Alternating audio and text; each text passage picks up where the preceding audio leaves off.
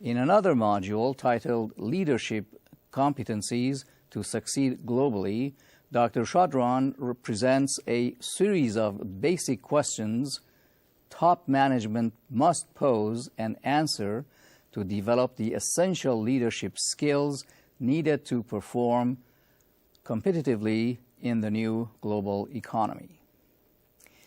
He emphasizes the importance of organizational commitment to obtain results, understanding this concept as the alignment of goals, resources, systems, and people to accomplish the mission.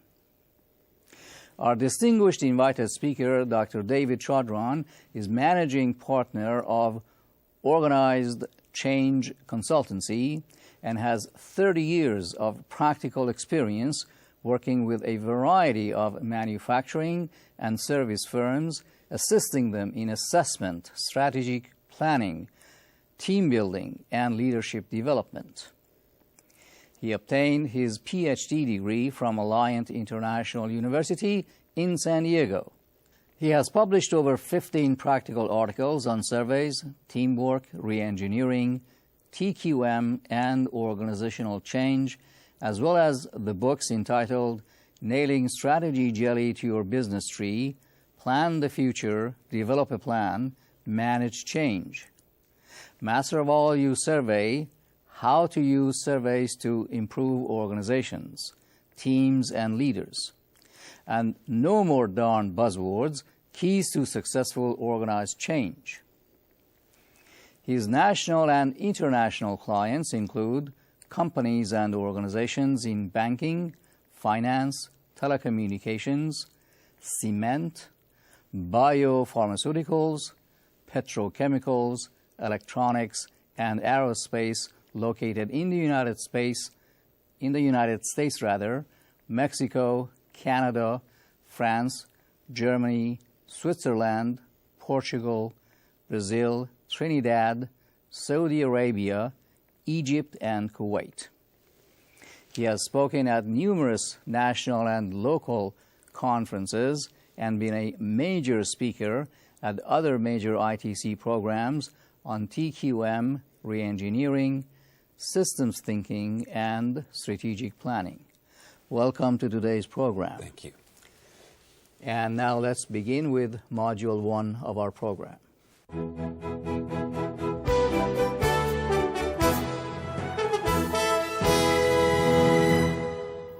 First of all, I'd like to thank Dr. Miguel Cardenas and ITC for inviting me to speak on such a timely topic as global leadership.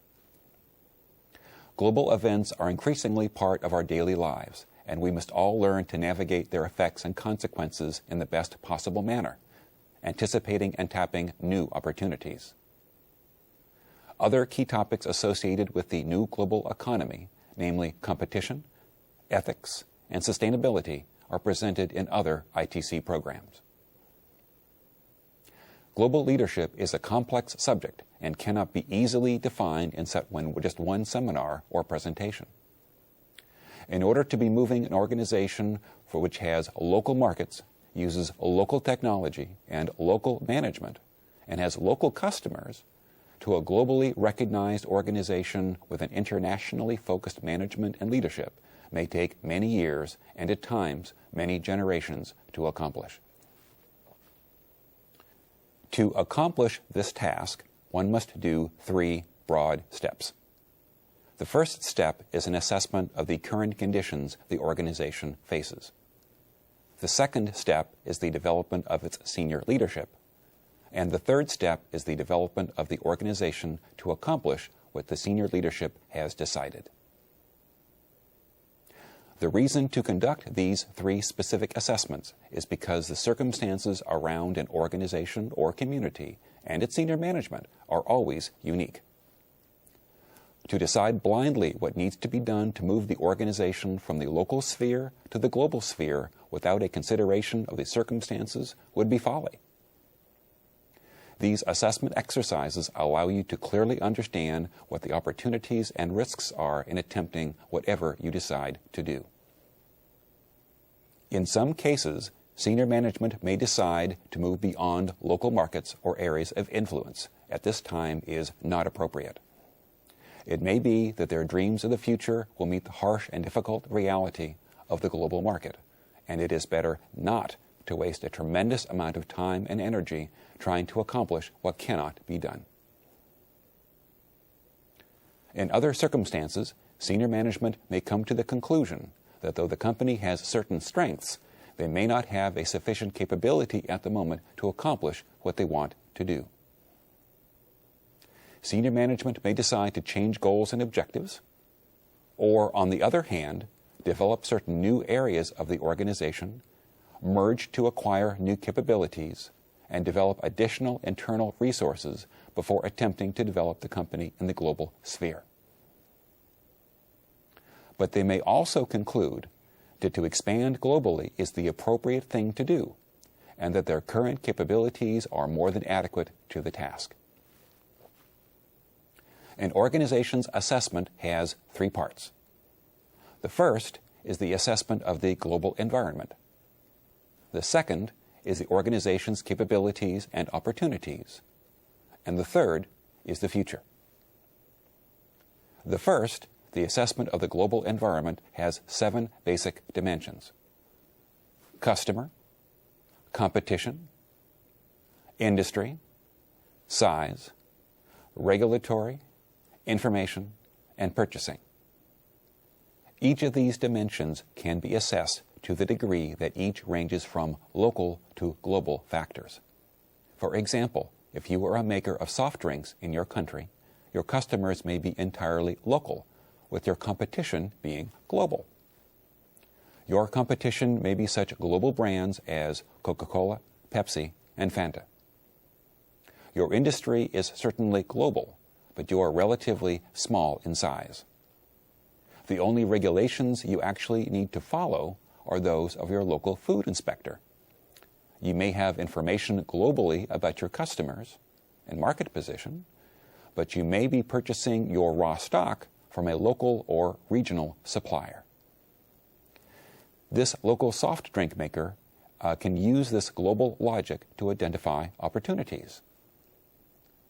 For example, he might realize in his marketing that it is a local company trying to fight off the big guys, such as Pepsi and Coca-Cola, and its raw stock comes from regional suppliers, and as a result has a unique taste. The company may also develop a marketing campaign focused on a David fighting a Goliath. Note here, though, that as this local company tries to expand its market, it may face different challenging dimensions. For example, if the company expands from North America to Europe, it may find the regulatory environment to be quite different from its local experience. Customers may have broader tastes and be more interested in regional rather than local brands. Culturally, they may also be very different to your current clients. Transportation and logistics of manufacturing a product may also be significantly different. A thorough analysis of new markets will give you a better insight into these factors and allow your company to avoid significant mistakes. The second part of assessment focuses on organizational capabilities.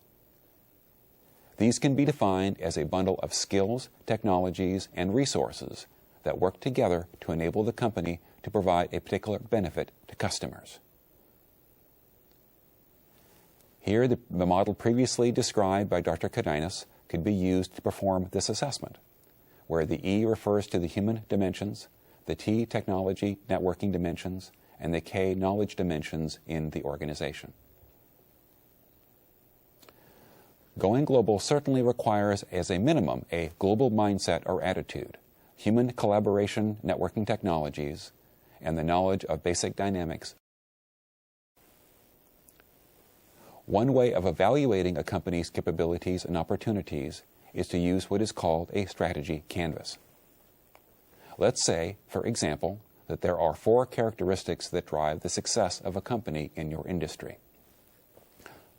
One can draw a graph with these 4 generic characteristics: quality, schedule, cost, and features. On such a graph, your organization, your competitor, and the opportunity are outlined. Normally, your competitor has a higher perceived level of quality.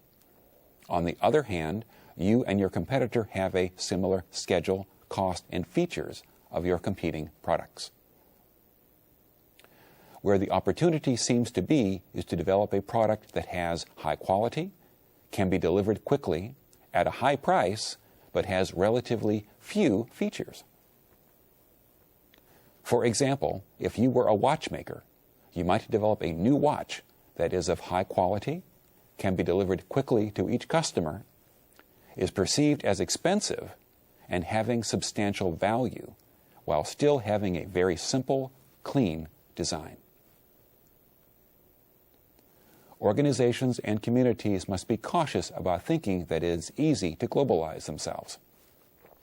One might look at examples like Tata Consulting in India, Cemex in Mexico, or Embraer in Brazil, and think that these companies continue to be successful and have few barriers to expansion.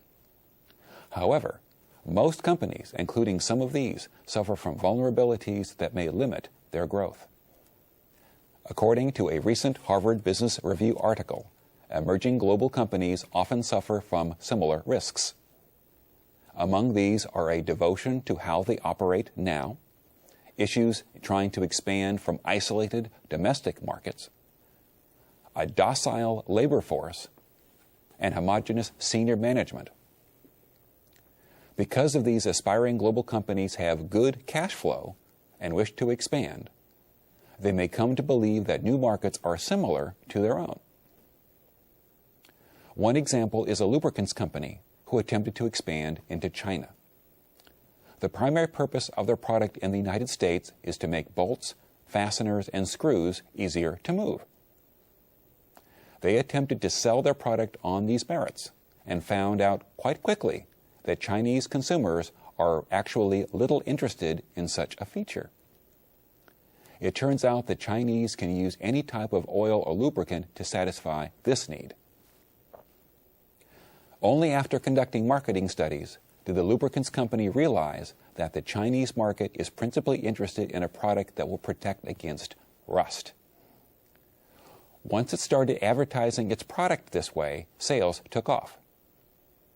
They were also initially hampered by their CEO's dependence on his own personal experience and salesmanship, and his lack of reliance on marketing studies.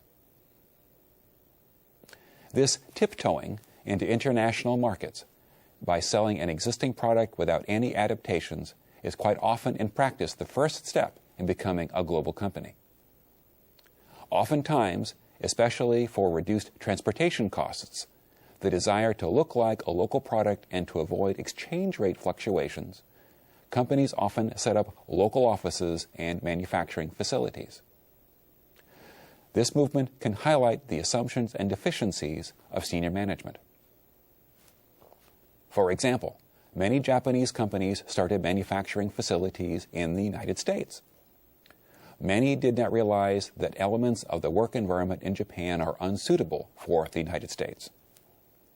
As a result, their expectations of long but unpaid working hours, the harassment of women, and the litigious atmosphere of the U.S. were a recipe for public embarrassment and multi-million-dollar lawsuits. IBM had to develop a research center in New York, hoping to combine the talents of American, Japanese, and German research scientists. After many misunderstandings, the Americans ended up working with Americans, the Japanese with the Japanese, and the Germans with the Germans. The hoped-for synergy never materialized due to cultural conflicts. In addition, many companies attempting to globalize themselves often have senior management that are at the same age, ethnicity, education, and experience. As a result, they often think alike and cannot bring alternative and critical perspective to management decisions. One of my clients had this problem. This investment company was attempting to diversify its holdings and expand into industrial companies. Unfortunately, the board of directors had little experience with industrial operations and was hard-pressed to make operational decisions at their existing investments, and were also at a loss to find how and when to invest in other companies. As part of assisting them in the development of their strategic plan, we recommended they change the composition of their board to include those with an extensive manufacturing background. They did so, and this diversity added considerable insight when the board made its decisions. In addition to defining the strategy canvas and assessing the risks and opportunities that emerging global companies face, companies must also decide what marketing strategies they should pursue. Although it is tempting for a company to compete only on price, using this strategy requires that one not only have efficient operations, but that these become continually more efficient, and that they can take advantage of economies of scale as the company grows. Nonetheless, some emerging companies can compete on price without creating a brand, as Brazil does with iron and Chile does with copper. Other global marketing strategies to consider are building a brand for the long haul, as the Japanese and now Korean car companies have done, advertising the origin of your company, as Colombia has done with its coffees, downplaying your country of origin or emphasizing more generic themes such as sun, beach, and fun, as Mexico's Corona brand has done in the United States and elsewhere. An additional strategy is hiding behind a front country and then using this front country as a transshipment point. Though many companies use this strategy, they keep a tight lid on admitting it. Lastly, companies with sufficient cash flow and management insight can buy into a market, as has AB InBev, the now Brazilian, Belgian, U.S. beer company. In addition to assessing the global environment and the organization's capabilities and opportunities, companies wishing to expand must also evaluate what the future might hold. Though the specifics of the future are indeed hard to predict, companies can at least evaluate long-term trends, evaluate drivers of the future that might affect them, and to develop appropriate strategic plans. The first step is to define your planning horizon, which is often 5 to 15 years in the future. What your horizon might be depends entirely on the organization, but my suggestion is to make it at least long enough for some unexpected events to occur. The second step is to assess what major trends, both macroeconomic and industry-specific, will continue throughout the planning horizon. Macro trends such as increased computational advancement, increased medical advancement with variable availability, and the decline of China's population beginning in 2050 need to be factored into many a company's strategic plans. Industrial trends such as the gobbling up of small companies by their larger competitors, increasing demand and decreasing supply of local engineering talent, and continued corruption by local officials may also be quite relevant dynamics to consider. In addition to determining long-term trends, the drivers of future change may also need to be used in developing a company's strategic plans. I recommend organizations use scenario planning and analysis techniques to look into different possible and probable futures. They can then conduct a strength, weakness, opportunities, and threats analysis and compare the company's capabilities with the opportunities envisioned in each scenario. Using this SWOT analysis as a basis, companies can develop their strategic goals and the plans to implement them. I also want to mention here that there can be a long-term downside to going global. In the long run, an organization must be successful to support the sustainability of its customers and employees. Without this emphasis, companies risk destroying the foundations of what made them successful. Conversely, a company expanding globally faces the same issue. If it perceives a market as only an area to exploit for short-term profit, it begins to undermine the resources, employees, and customers that form the foundation of its wealth. Though initially seen only as a marketing ploy, if they wish to remain successful in the long run, organizations must invest in local infrastructure. This investment includes assisting schools so that future employees become more literate, productive members of the company team, reducing disease and improving health care to drive down absenteeism, and providing group transportation to improve employee arrival times as well as reducing local pollution. In sum, organizations and communities today cannot afford to ignore the potential opportunities and benefits of becoming global. Those that make the effort to take these steps and implement the strategies I have recommended in this module will inevitably discover that the decision to go global is no longer a yes or a no, but rather a when. And most likely it will be now or soon. There is already a place for everyone who really wants it in this incredibly exciting new global economy. Thank you. Thank you for your presentation, and let's go to the second module of our program.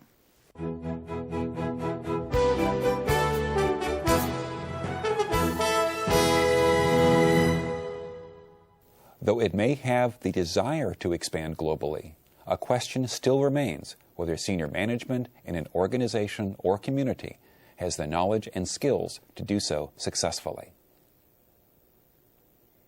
As I have mentioned in another module, oftentimes senior management tends to be homogeneous in their experience, age, and ethnicity. This can limit their perspective and their ability to analyze opportunities and threats. There also can be dangers in a semi-professionalized senior management. In this case, a few of senior management are educated or experienced internationally, or may have experience in only 1 or 2 countries. This can make them 8-hour experts, knowing just enough to be dangerous.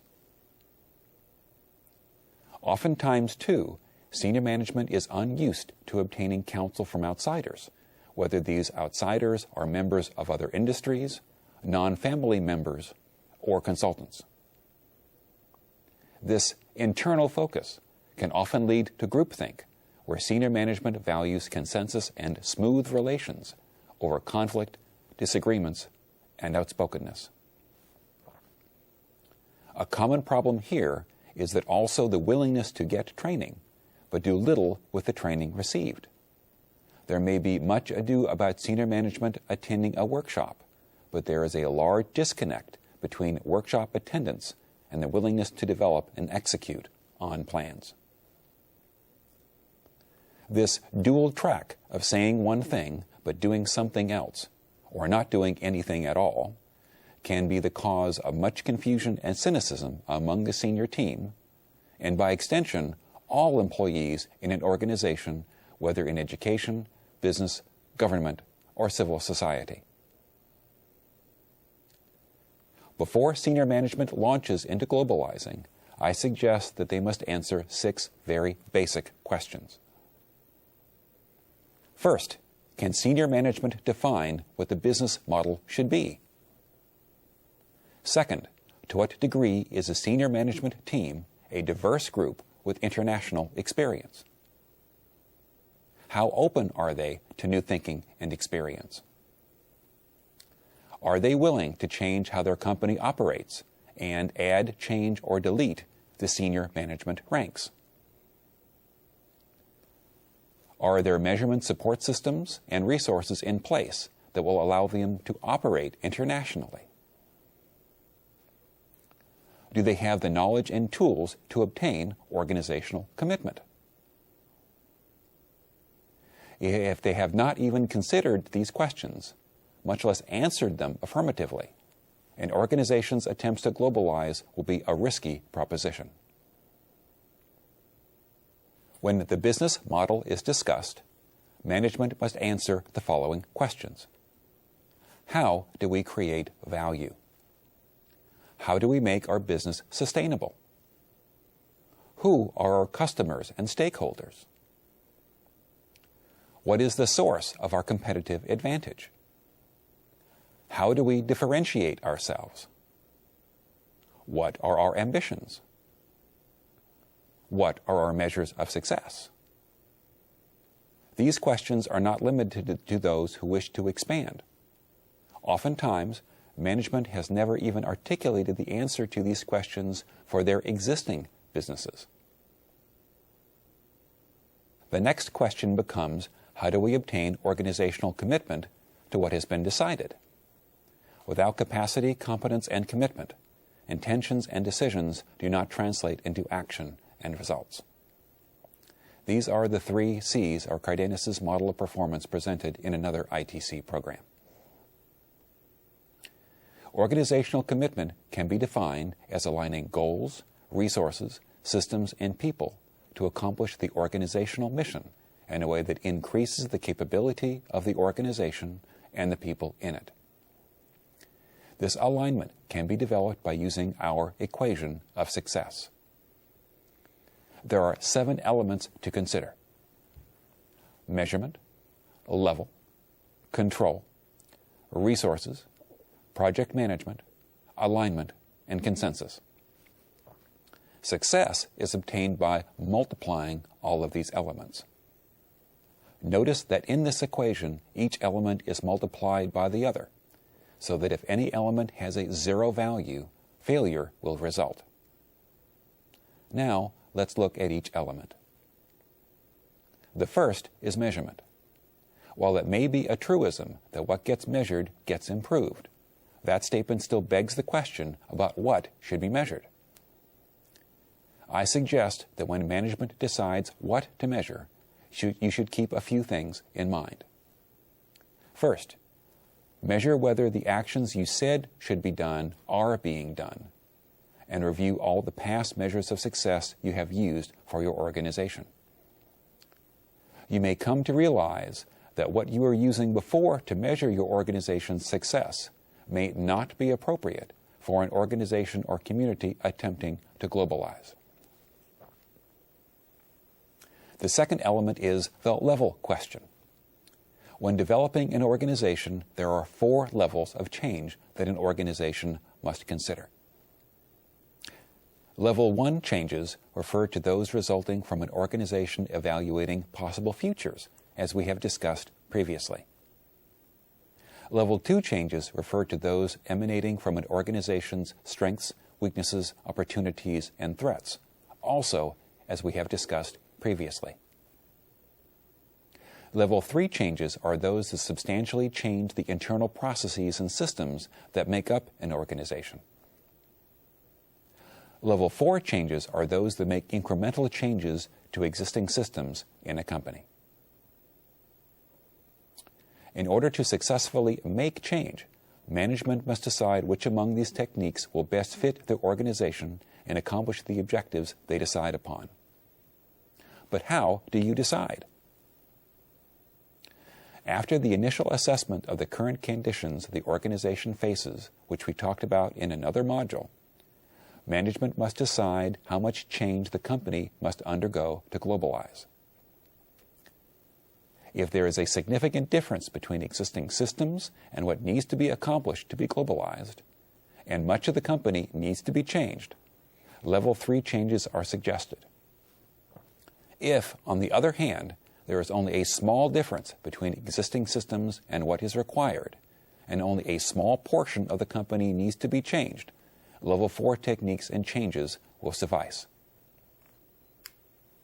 Management must have the control and resources necessary to make the changes that are needed.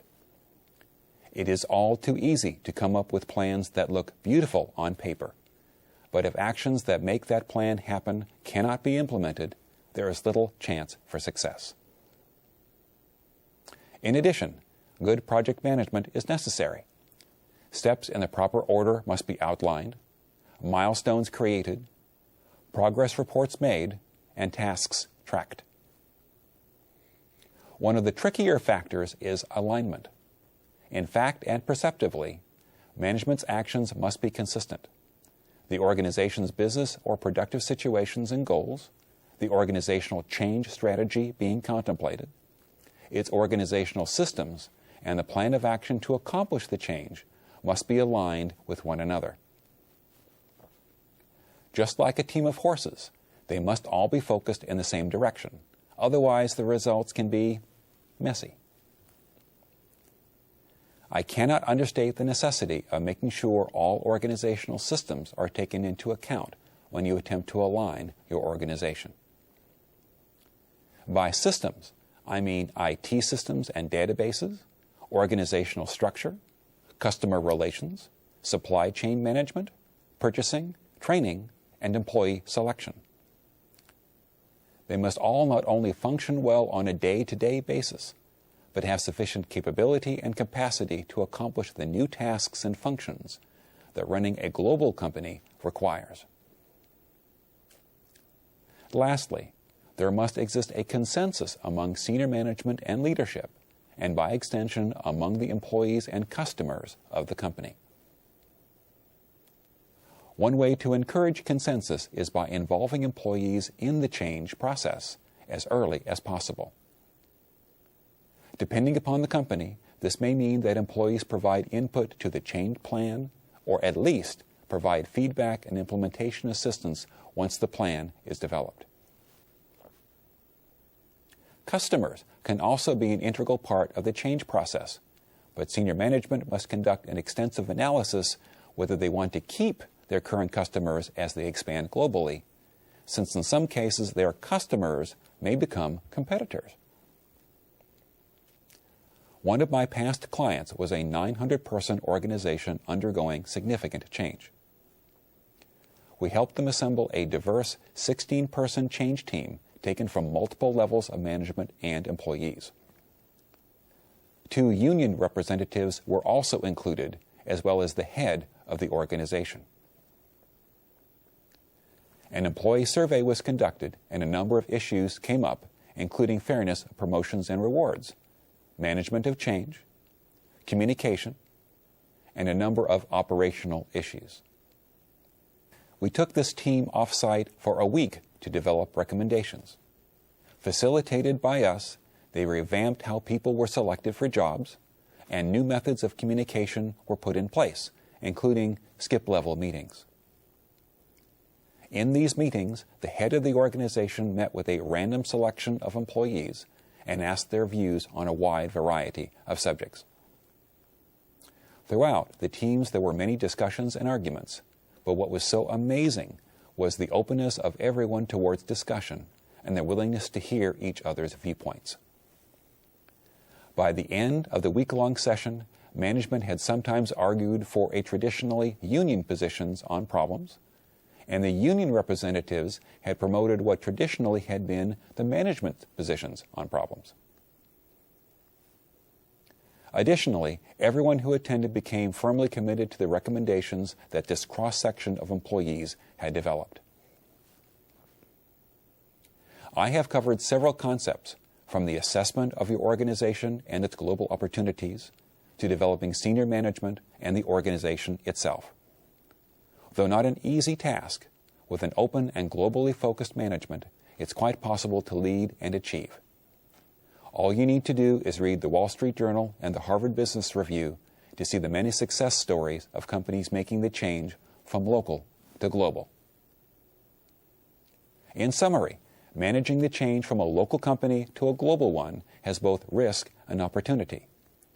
Those who are risk-averse may conclude that it is not worth attempting, and they can be satisfied with how their business currently operates. However, in today's fast-paced environment, standing still is not an option. If you don't embrace the world will come to your doorstep. The only question is, will this happen on your terms? I'm reminded of a snippet from Alice in Wonderland. One of the characters noticed that everyone was running around, and she asked why. The answer was, because if we don't run, we will fall behind. My hope is that all of you will run ahead of your competition and not run around in circles. Thank you.